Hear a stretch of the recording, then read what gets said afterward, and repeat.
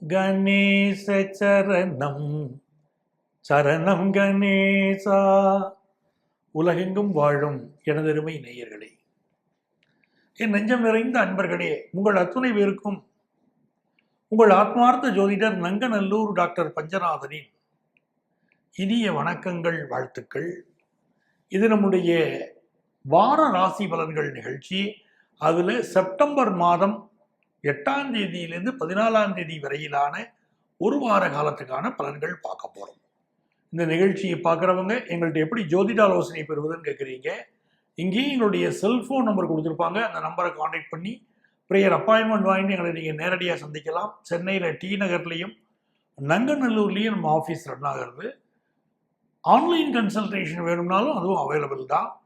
அதுக்கு இதே என்ன எங்களுடைய வாட்ஸ்அப் எண். அதில் உங்களுடைய பெயரும் தற்போது நீங்கள் வசிக்கக்கூடிய ஊரின் பெயரையும் குறிப்பிட்டு ஆன்லைன் கன்சல்டேஷன் வேணும்னு கேட்டிங்கன்னா எங்கள் ஆஃபீஸ்லேருந்து உங்களை காண்டாக்ட் பண்ணி அதுக்குரிய டீட்டெயில்ஸ் சொல்லுவாங்க. உங்கள் ஒவ்வொருவருக்கும் நான் தான் ஜோதிட ஆலோசனை வழங்குவேன். நான் எந்த டீமும் வச்சுக்கல. உங்களுக்கு ஜோதிட ஆலோசனை ஒவ்வொருவருக்கும் நானாகவே வழங்குவேன். சரிங்களா? நேரடியாக என்னிடம் நீங்கள் ஆலோசனை பெற முடியும். ஆன்லைன்னாலும் நான் தான் உங்களுக்கு ஆலோசனை வழங்குகிறேன். எனதருமை மேஷ ராசி என்பர்களே, இந்த வாரம் சந்திர பகவான் என்ன பண்றார்? பூரட்டாதி நட்சத்திரத்தில் ஆரம்பிச்சு மிருகசிரீஷம் நட்சத்திரம் வரைக்கும் பயணம் பண்றார். இந்த வாரத்துடைய கிரகநிலைகளை நம்ம பார்க்கும்போது 2 பிளானட்ஸ் மட்டும்தான் முக்கியமான மாற்றம். சந்திரனுடைய மாற்றம் டெய்லி நிகழ்றது இருக்கட்டும். 2 கிரகங்களுடைய மாற்றம் பார்த்தீங்கன்னா, கன்னி ராசிக்கு புதன் பகவான் மாற போறார் செப்டம்பர் 11ஆம் தேதி. அதே மாதிரி செப்டம்பர் 14ஆம் தேதி செவ்வாய் துலா ராசிக்கு மாறுவார். இந்த வாரத்துடைய விசேஷம் பார்க்கும்போது 8ஆம் தேதி மாழையபட்சம் ஆரம்பிக்கிறது. 10ஆம் தேதி சங்கடகர சதுர்த்தி. 12ஆம் தேதி மாழையபட்சத்துல மகாபரணி வருகிறது. எனதுமே மேஷராசி என்பர்களே, இந்த பரணி, இந்த மாலையபட்சம் சொல்றோம் பாருங்க, இந்த 15 நாட்களும் நம்முடைய முன்னோர்கள் நம்மை தேடி நம்மை ஆசீர்வதிக்கக்கூடிய நாட்கள். அவர்கள் பித்ருலோகத்திலிருந்து நம்மை காண்பதற்கு கடவுள் அனுக்கிரகம் பண்ணக்கூடிய காலம், பர்மிஷன் கொடுக்கிறார். அவனுடைய முன்னோர்கள் இங்கு தேடி வருகிறார்கள். இந்த 15 நாட்களும் அர்த்தம் அதுதான். பட்சம்னா 15, மாழைய பட்சம் அதைத்தான் சொல்றோம். இந்த நாட்கள்ல 15 நாட்களும் அவர்களுக்கு திதி கொடுப்பது என்பது ரொம்ப விசேஷம். ஜாதகம் பார்க்க வராங்க, வரும்போதே அவர்கள் ஜாதகத்துல பித்ரு தோஷம் இருக்குன்னு சொல்றோம். உதாரணமாக இப்போ சூரியன் கேது சேர்ந்திருக்கு. எல்லாருடைய ஜாதகத்திலையும் பித்ரு தோஷம் கோச்சார ரீதியா போயிருக்கு. ஒரு பித்ரு தோஷம் இருக்குன்னா அந்த தோஷம் நிவர்த்தியாவதற்கு பரிகாரங்கள் சொல்றோம் பாருங்க. முக்கியமா முன்னோர்களுக்கு திதி கொடுங்க, தர்ப்பணம் கொடுங்கன்னு சொல்றோம். அது ரொம்ப அவசியம். அந்த திதியும் தர்ப்பணமும் ரொம்ப அவசியம். அப்படி அவர்களுக்கு திதி கொடுக்கிற போது நம்ம ஜாதகத்தில் இருக்கக்கூடிய பித்ரு தோஷம் நம்மை பாதிக்காது. நிறைய குடும்பங்கள் எனக்கு வேலை கிடைக்கல, கல்யாணம் ஆகலை, உடம்பு படுத்துறது, இதெல்லாம் சொல்றோமே பித்ரு தோஷம் வாட்டுறதுன்னு அர்த்தம். அவருக்கு நிவாரணம் செய்து கொள்வதற்கு இந்த மாழையபட்சம் உதவும். அது ஞாபகம் வச்சுக்கோங்க. மேஷராசிக்காரங்களுக்கு இந்த வாரத்துல 3ஆம் இடத்துக்குரிய புதன் 5ஆம் இடத்துல இருக்க. அப்போ உங்களுடைய பிசினஸ் உங்களுக்கு ரொம்ப சாதகமா இருக்க போகுது. பிசினஸ் கம்யூனிகேஷன் மிகச்சிறப்பாக இருக்கும். அந்த புதனே உங்களுக்கு 11ஆம் தேதி 6வது ஸ்தானத்துக்கு போறார். அப்போ யங்ஸ்டர்ஸ் வேலைக்கு ட்ரை பண்றவங்களுக்கு சூப்பர்பா வேலை கிடைக்கும். நான் ரொம்ப நாள் வேலைக்கு ட்ரை பண்ணிட்டு இருக்கேன், எனக்கு கிடைக்கவே இல்லைன்னு யங்ஸ்டர்ஸ் சொல்றாங்கன்னா இந்த பீரியடை பயன்படுத்தலாம். நல்ல ஜாப் கிடைக்கக்கூடிய யோகம் உண்டு. அதே மாதிரி உங்களுக்கு ஹெல்த் இஷ்யூ கொடுத்துக்கிட்டு இருந்த Marsh end of this week அவர் துளாராசிக்கு போயிடுறார். பெரிய ஹெல்த் இஷ்யூஸ் வரதெல்லாம் குறைஞ்சிடும். இந்த வாரத்துடைய கடைசியிலிருந்து நல்ல மாற்றம் வரும்.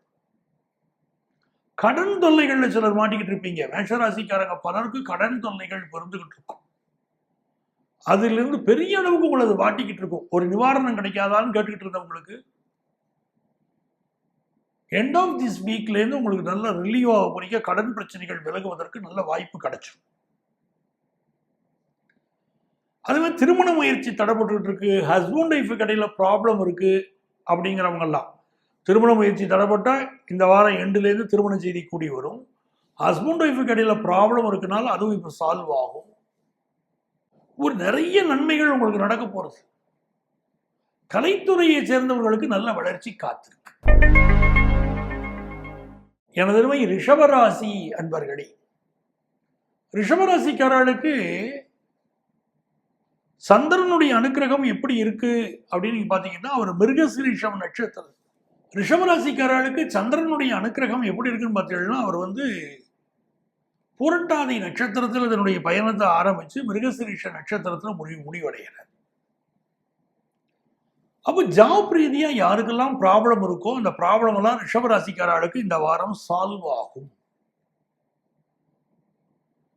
பணம் பணம் பணம் இதை பற்றிய சிந்தனையே ரிஷபராசிக்காரர்களுக்கு இருந்துட்டு இருக்கும். நிறைய பணம் சம்பாதிக்கணும், நிறைய பணம் வேணும், நான் எக்ஸ்ட்ரா உழைக்க காத்திருக்கேன், நான் எக்ஸ்ட்ரா பிசினஸ் பண்ண காத்திருக்கேன், என் குடும்பத்துக்கு பண தேவை இருக்கு, எனக்கு பணம் வேண்டும், இந்த சிந்தனைகள் இருந்துகிட்டு இருக்கும். என் பிள்ளைகளுக்கு இன்னும் வருமானம் கூடணும்,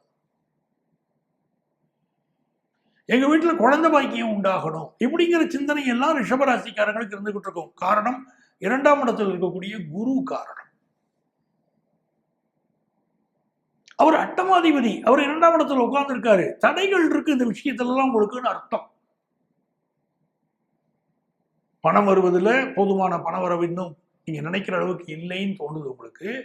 புத்திர பாக்கியத்துல குடும்பத்துல தடை இருக்கு, ப்ரமோஷன் விஷயத்துல சிலருக்கு தடை இருக்கு,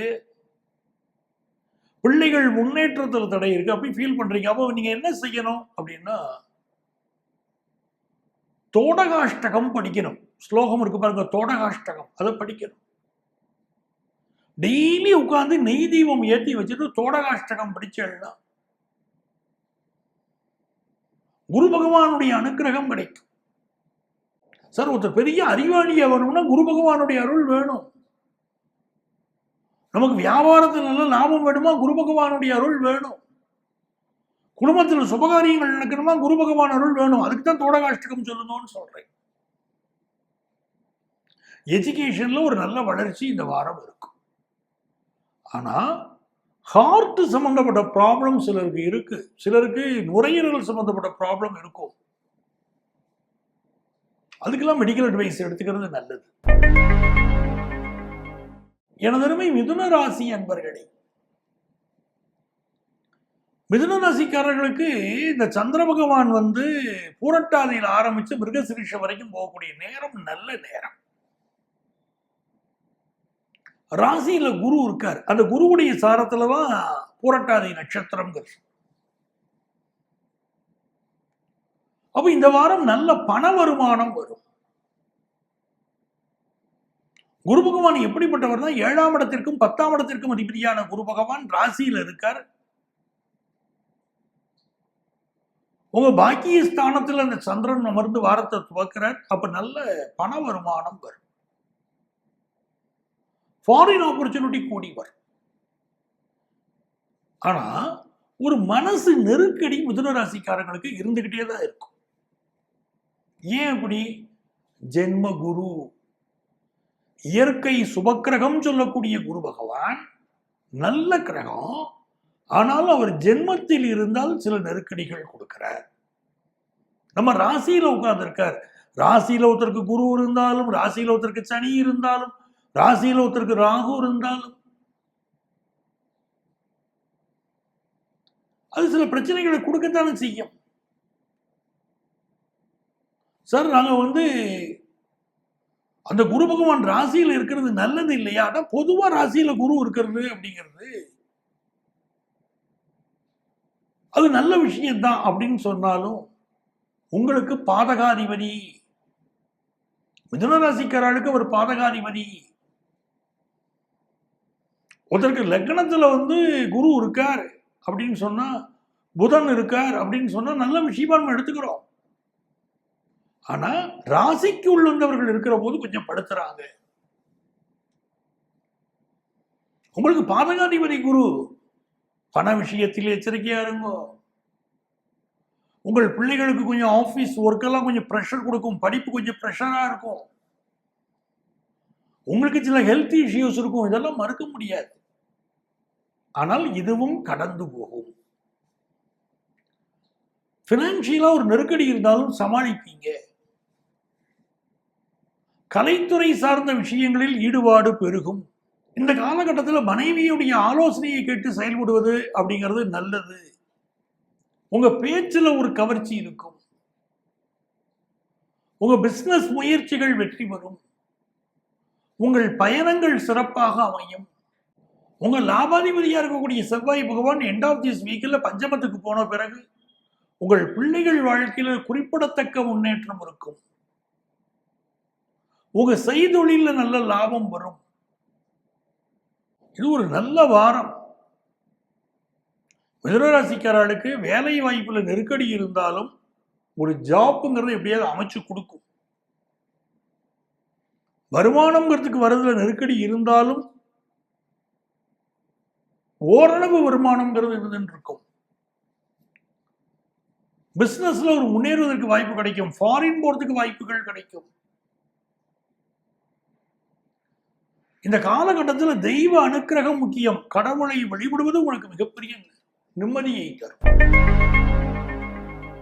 எனதருமை கடகராசி என்பர்களே,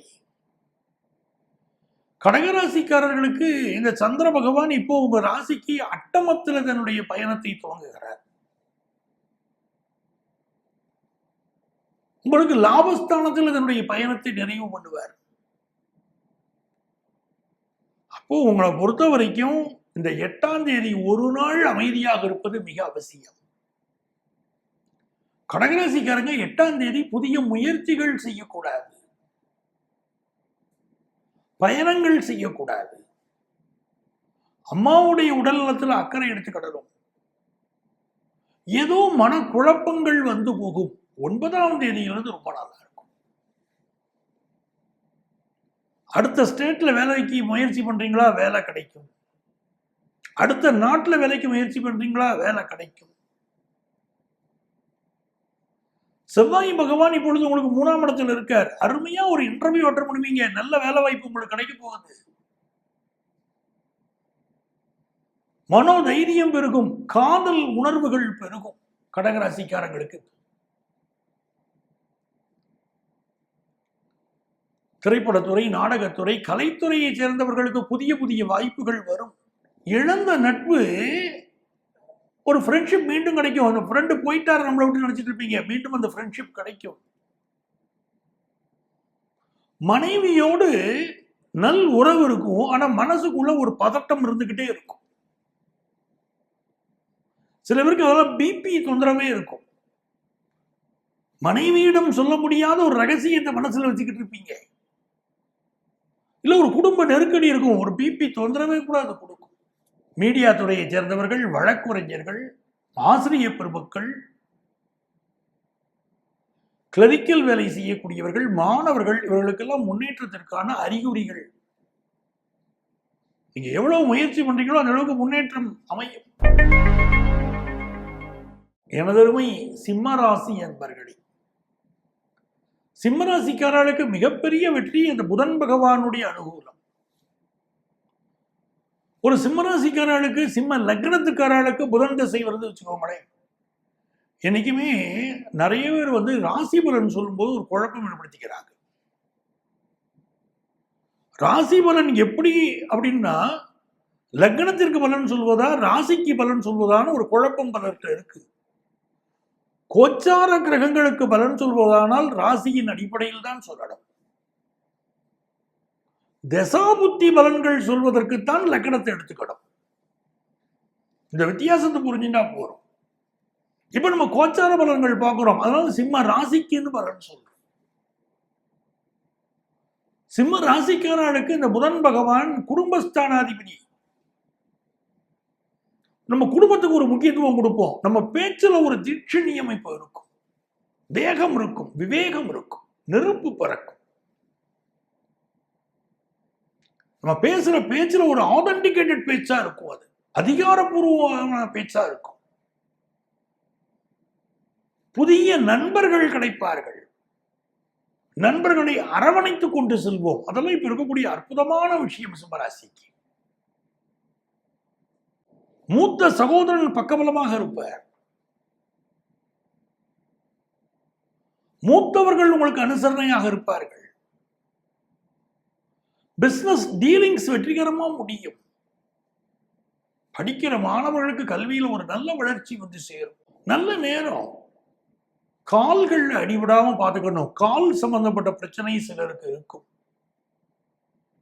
இந்த வாரமும் இந்த சுக்கிர பகவான் 12ஆம் இடத்துல இருக்காரு. திருமண தடை இருக்கு.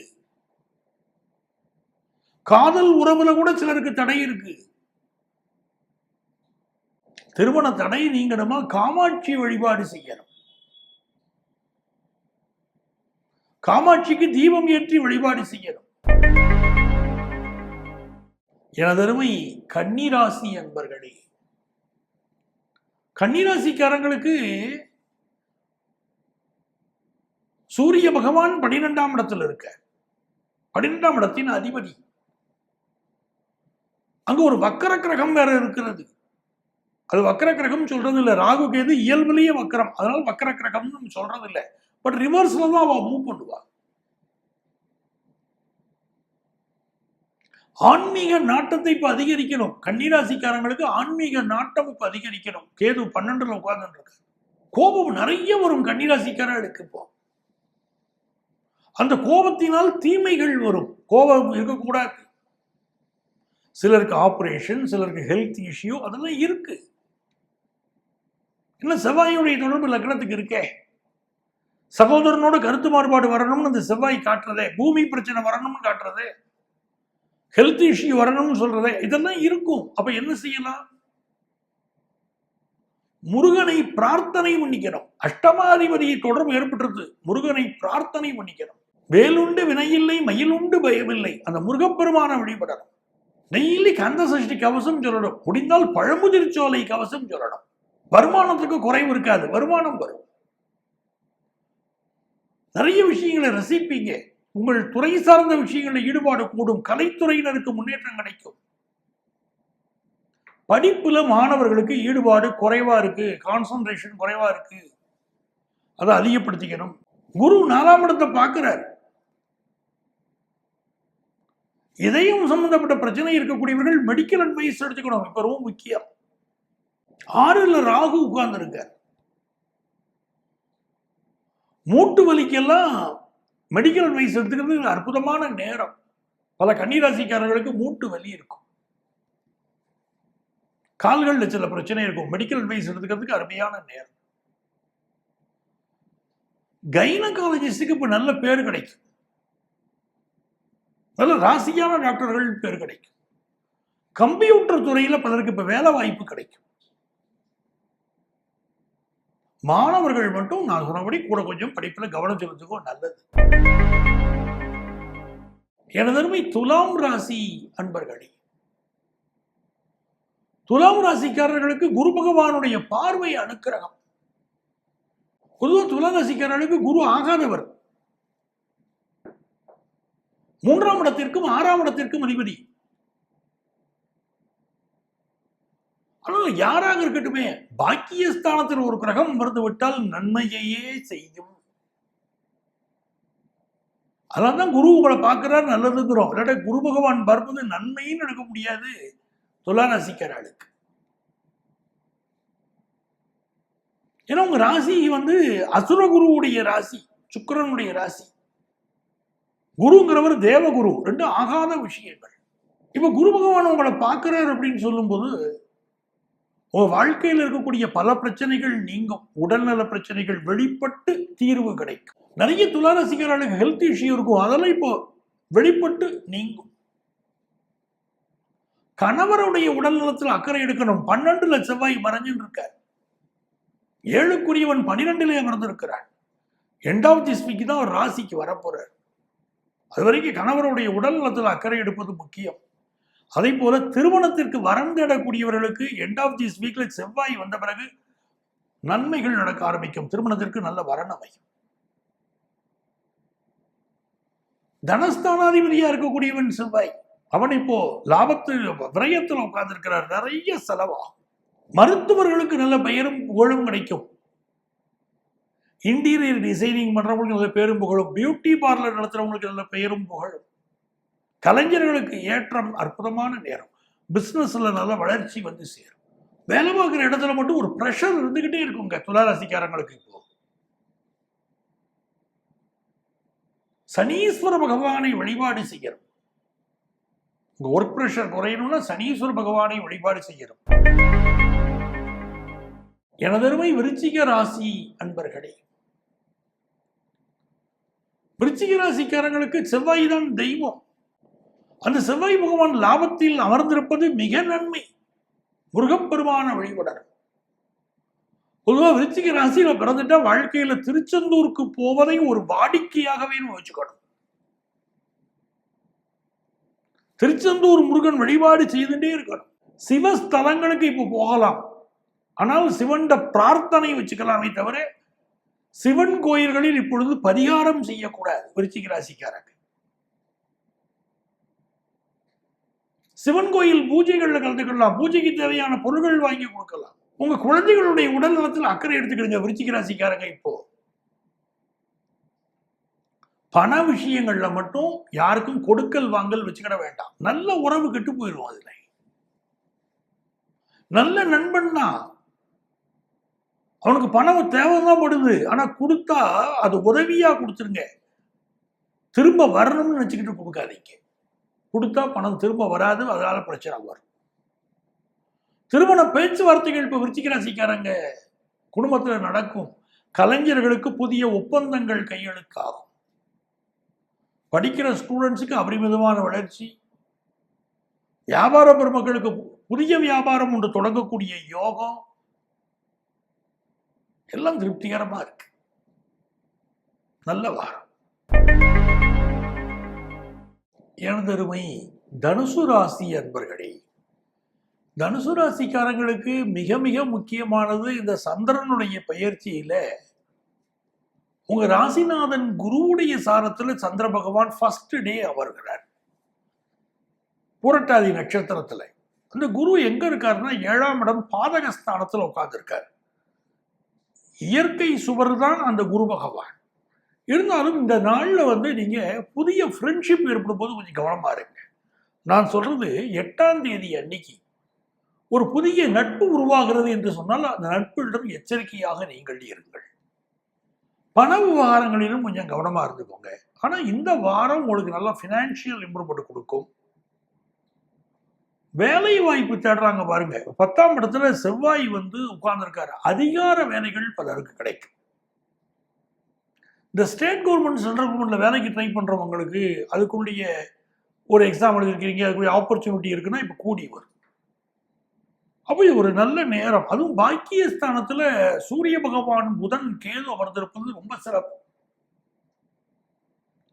பிசினஸ் ரீதியா ஒரு பெரிய வளர்ச்சியை பார்க்க போறீங்க.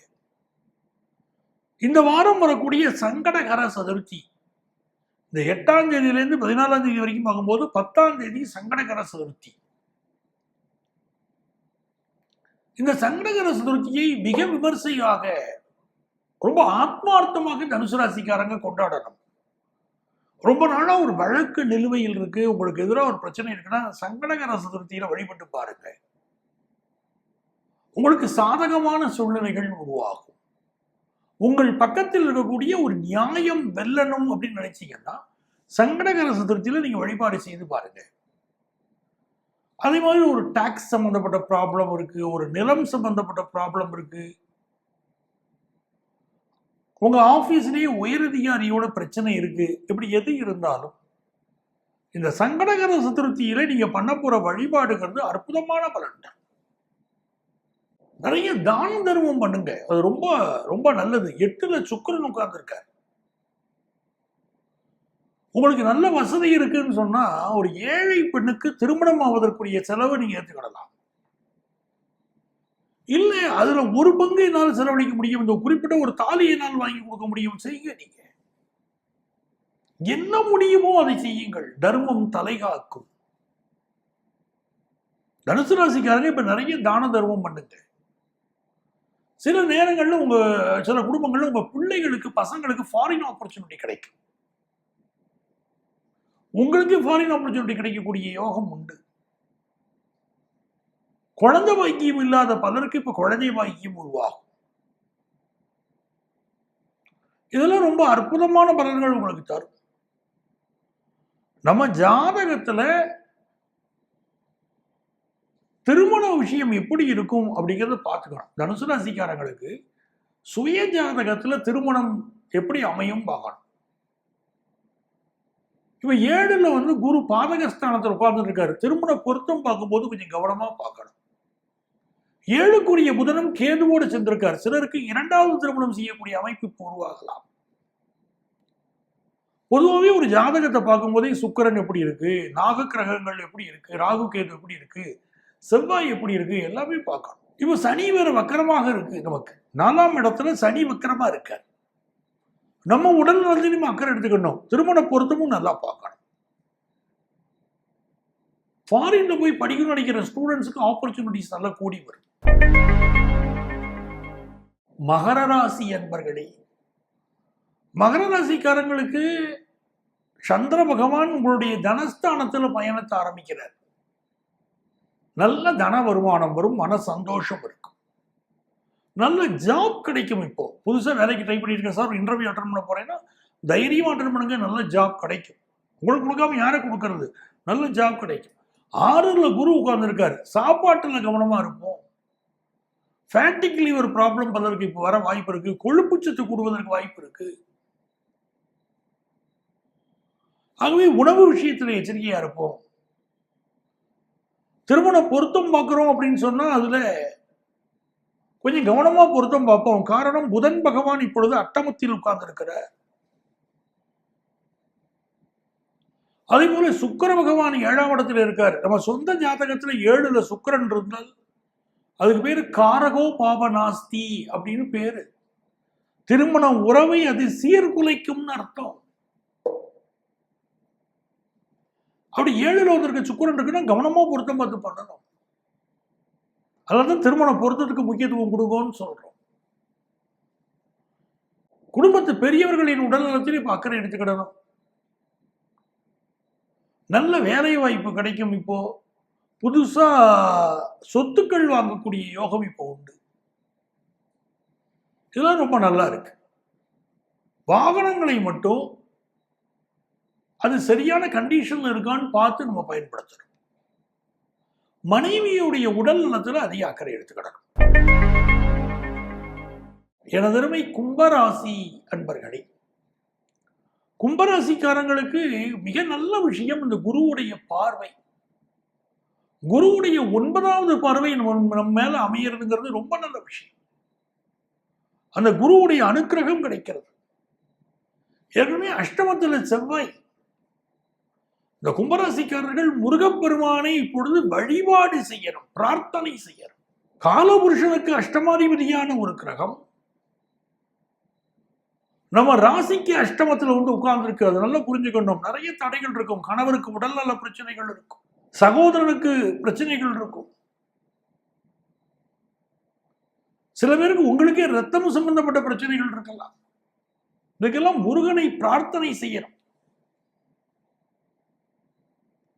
செவ்வாழ பழத்தினாலும் முருகனுக்கு மாலை போடலாம். அரளிப்பூவினால் முருகனுக்கு அர்ச்சனை செய்யலாம். முருகன் கோயில்ல அகல் விளக்கு தீபம் ஏற்றி வைத்து முருகனை வழிபாடு செய்யலாம். கந்த சஷ்டி கவசம் படிக்கலாம். இதெல்லாம் கும்பராசிக்காரங்க இவர் செய்யணும். உங்க குடும்பத்துக்குள்ளேயே ஏதாவது ஒரு மனக்கலக்கமோ, சிலருக்கு ஹெல்த் இஷ்யூவோ, உங்க ஃபேமிலி, உங்களை சூழ்ந்தவர்களுக்கு யாருக்காவது இருக்கும். கடன் வாங்கக்கூடாது. கும்பராசிக்காரங்க மறந்தும் கூட இப்ப கடன் வாங்கக்கூடாது. கடன் தொல்லைகள் பலரை வாட்டும்னு இருக்கு. இந்த வார கடைசி வரைக்கும் கொஞ்சம் கவனமா இருக்கணும், கடன் வாங்குவதில்லை. உங்களுக்கு நிறைந்த நன்மைகள் ஏற்படும். இந்த குருவுடைய அருளினால் தன லாபம் கூடும், பிள்ளைகள் வாழ்க்கையில முன்னேற்றம் கூடும்.